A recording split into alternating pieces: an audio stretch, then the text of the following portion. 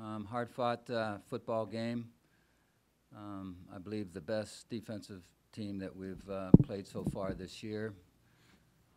Weren't able to get the running game going, which obviously is something that we take a lot of pride in. So, but I will say that we were able then to get some things done through the air. So the good thing about it is that you know, if we can't get it done running, we have a shot at producing some points through the air. So, but we need to kind of resolve and get back to a very good running game. 3 turnovers. Yeah, you know, you're -3 in the turnover category. You don't usually win a ball game, especially against a good football team. It was 3-0. We got none. We gave up 3. That was a lot of the story of the game. Hey, Frank, you guys, besides a couple scrambles in week 1 against Howard, hadn't faced any issues with a quarterback running the football. Mm-hmm. What did Northern Illinois do, or what did you guys fail to do that allowed him to go off and dictate so much of what they were about? Yeah, you know, sometimes your coverages will dictate that a quarterback has a little bit better chance of running the ball at times and scrambling or designed runs, which they did both of. And, you know, they used them on a power scheme in terms of running the ball. He also just scrambled at times. You know, a lot of times we'll run some games in there which will confuse the lanes a little bit for a quarterback or any back running a draw. But, you know, we were doing a lot of slanting, and sometimes that can open up a gap. But you know, we were trying to make sure that we mix things up enough that we don't just become a team that's a base defense with a base coverage. And because as you go through the conference, it's not going to work by just being one-dimensional on the defensive end of it. So we were mixing things up. We didn't do a very good job of stopping the quarterback in the run game, and I think they averaged something like 5.5 yards a carry, which, you know, a lot of that was from the quarterback.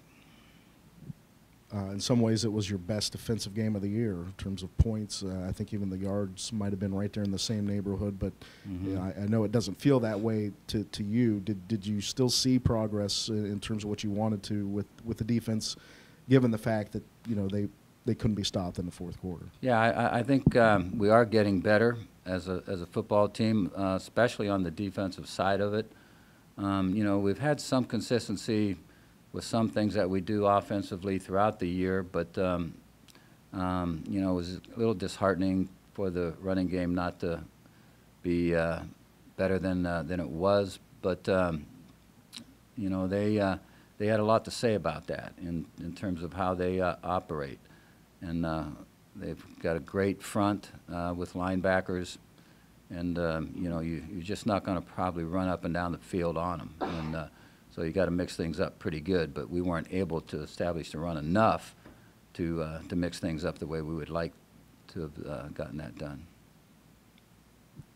I'm sure you've heard the news at this point, BG. Let Mike Jenks go yesterday. Carl Pelini is now the interim head coach. Couple questions along those lines. Carl's a guy you know well, worked for you here. What are your impressions of Carl as a head coach? And then part 2, how does this change your formula in getting ready to play BG this week with a coaching change? Yeah, number one, yeah, Carl and I go back a ways, and obviously did a good, really good job for us while he was here. You know, is their defensive coordinator and now interim head coach.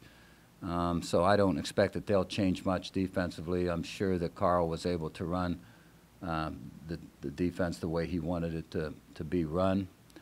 So I don't see that there'll be any real hard change along those lines. Offensively, you know, you're pretty much what you are at this point in time, you know. And they've got a returning quarterback. I think all but one offensive lineman maybe should returning. Their backs are really good running backs. They put points on the board.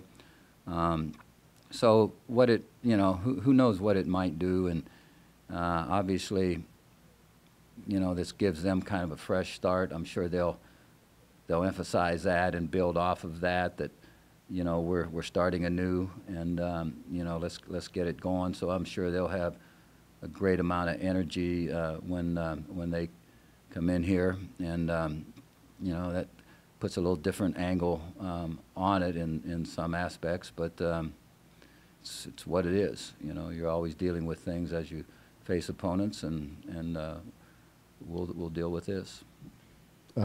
Going back to Carl Pelini a little bit, what are your impressions of him as a coach? If I'm a BG fan and I just heard this guy's our interim, what can you expect from him in that position, these final 6 games or whatever? Well, he knows exactly what he wants to get done, and so I think he'll take charge. It won't be a deal where he'll step in softly. He'll make changes where he feels changes need to be made to improve the program, and he's always been able to energize players, and so I'm sure that will have an effect. The timing of it is what it is. You scratch your head sometimes at some decisions, but those are decisions made by other people. You kind of addressed this a little bit earlier, but have you been in this position many times in your career where you're facing a team that is making an adjustment on fly, and how that can be, I don't know, freeing or liberating for that team, because in a lot of ways there's nothing else left to lose at this point. Right, they start anew. It's they're starting all over fresh. It's 0-0 for them in terms of record and what they're going to be all about. They're going to try to be a completely different team, and so that's what it is. It can be an advantage for a team. It can be a disadvantage for a team. Obviously, we'll see how it all plays out. Any update on A.J. Ouellette? You sounded pretty optimistic about his condition after that hit on Saturday. Anything further with him? Well, we'll see. It's a very short answer. Coach, that fourth quarter, your defense was penalized 2 times for pass interference on those 2 drives that led to touchdowns to let NIU win, which NIU took advantage of, and they scored touchdowns and won the game. Is that a lack of discipline? How do you address those pass interference calls? It's just the opposite. How many pass interference calls did they have called on them in the game? I mean, if you look at it and you go back game, we have been an extremely disciplined football team and a smart football team in terms of the penalties and how that's all worked. So I like what I see there. We're a very disciplined football team. There's going to be some calls that are made. It has nothing to do with discipline. It has sometimes something to do with eyesight of officials. So it's just kind of what it is. And I'm not saying that those were bad calls, but 1 or 2 calls here, they're going to happen in ball games. That's just the nature of it. You're never going to play a totally clean game. No one will let you do that. And in terms of the run game, obviously you guys struggled. You ran the ball outside on a speed option for a touchdown. Did you feel like you guys should have run the ball outside a little bit more? No, not necessarily. Not from the schemes that they were using defensively. It became a situation where we weren't maintaining blocks. It was one of our poor games, maybe the poorest game we've had so far in maintaining blocks, and had a lot to do with them. But we're more talented than what that showed in terms of running the football and in the offensive line. Coach, aside from those pass interference calls, secondary seems to be improving every week. What do you see from the back end and in general, not just the entire defense, but specifically the back end that's getting better? Yeah, I agree with you. You're susceptible, I don't care who you are, unless you just get in deep zones all the time to deep balls being thrown against you. But if you mix it up and you're blitzing some and corners are isolated, out there every now and then. You're going to have a great receiver run by somebody. But we have made huge progress in that regard. And so, we're able now to not only run zone, but we're able to play man for man in the secondary and give the quarterback some problems that way. So really like what I see out of the secondary right now. Coach, you talked about the offensive line struggled with blocking throughout the ball game. What did you see out of Sutton Smith and those edge defenders? You talked about how he was going to make plays in last week's press conference. You just have to overcome it. But it seemed like he single-handedly took over that game on defense and set them up with a great chance to win in that fourth quarter. He's a great player. He's a relentless player. He never gives up. It makes no difference whether he's on the front side of a play or on the back side of the play. I mean, he's going to play that thing out. And he's got excellent speed, excellent quickness, toughness. He's not a guy that's got great size, but he's very strong, very muscular and physical. And so he's got the right combination in terms of being all you can handle as a blocker. They've got good players around him. I mean, it's not just him that makes that defense click. It's really good speed and excellent quickness across the front seven there. So they've got a good makeup. Then just want to touch on Isaiah Cox's game. 3 catches, 147 yards. That connection between him and Nathan Rourke was really the spark plug for this offense. Has this improvement from Isaiah been kind of gradual throughout the season leading up to this game, or what have you seen from him in his pretty much first season with the team, redshirt freshman? Well, we're expecting a lot out of Isaiah. Not only does he know the wideout assignments, but he knows the slot assignments. And so he's able to go in and give relief as a slot or as a split.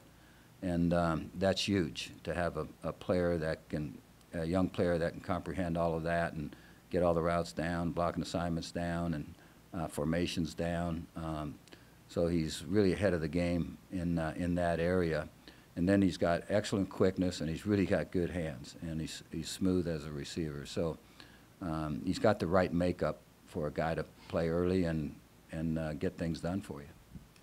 Coach, you talked about the running game struggling because you guys weren't able to maintain blocks. Do you see that being a concern going forward, or do you just think it was just a testament to how great of NIU's defense was?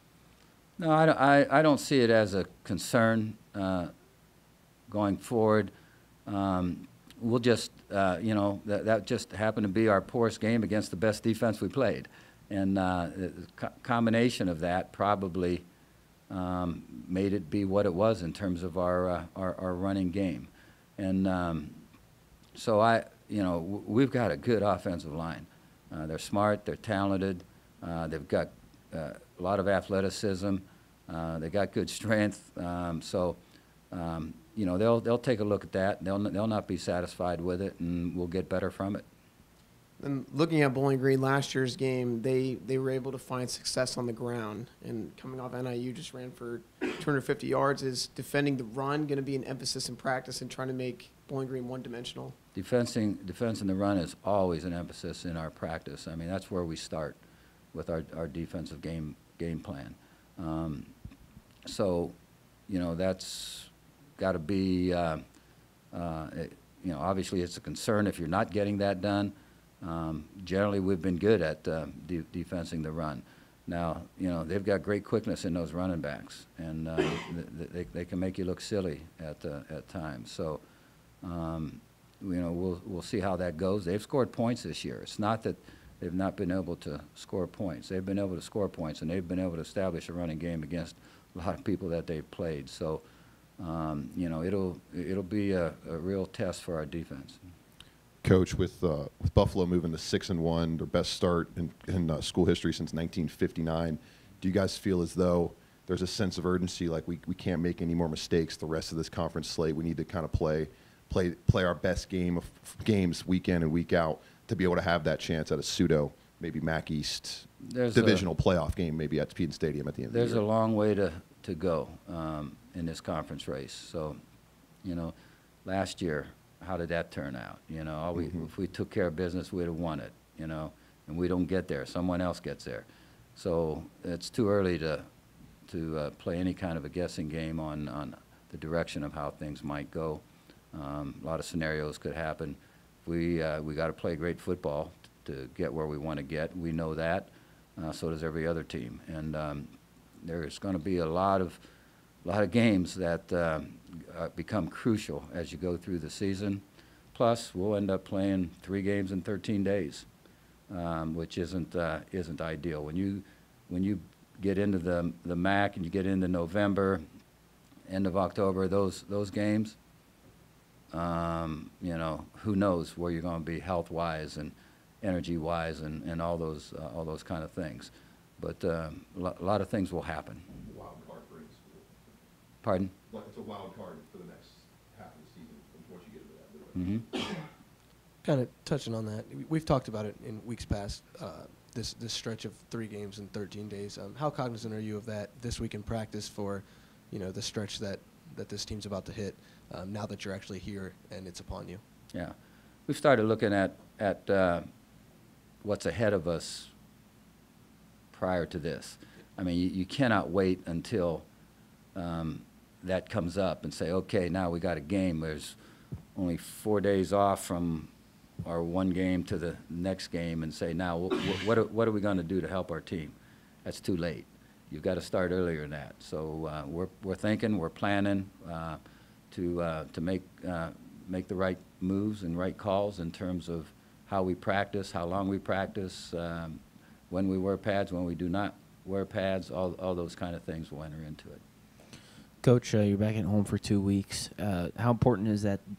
Just because you guys, it seems like you guys have been going all over the place from Nashville, then back-to-back road games. Is it important to get back here and just bunker down and figure some things out? Yeah, I think the first 4 out of 6 were on the road, which is not ideal. You know, you have your break after the first game. That's not ideal. So you know, there's been some challenges there. I think our team has accepted those very well. You know, we could have won a couple of these games here, and that would have made things certainly record-wise different, and that would have made probably your questions a little different. You know, but all in all, you know, I like our team's attitude. I like where they're at. You know, they're working hard to get it all done. They've not given up for a moment. You know, they're wanting to reach their goals, and so they're doing everything they can to make that work. As coaches, we're working at it. I like our group. We've bugged you years past, weeks past, about what the benefits are of midweek football games. This is your last game on a Saturday. What, if anything, in your opinion, what does the conference miss by not playing on Saturdays, you know, from this point forward? Well, you know, you miss TV coverage. You know, we're the only game on in the middle of the week a lot of the times, and so there's a lot of viewers out there that love the game and will turn on games no matter when they're played, and so we get viewership across the country. That's huge in recruiting.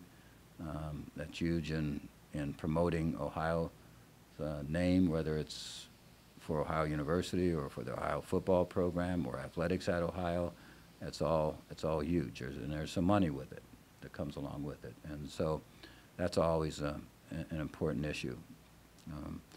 So you know, that's kind of where it's at. I think that drives it all, and you know, would every team like to play every Saturday and have the same breaks gone through? Yeah, you know, but that's not the way it works, and it's for the reasons, you know, that basically I mentioned to you.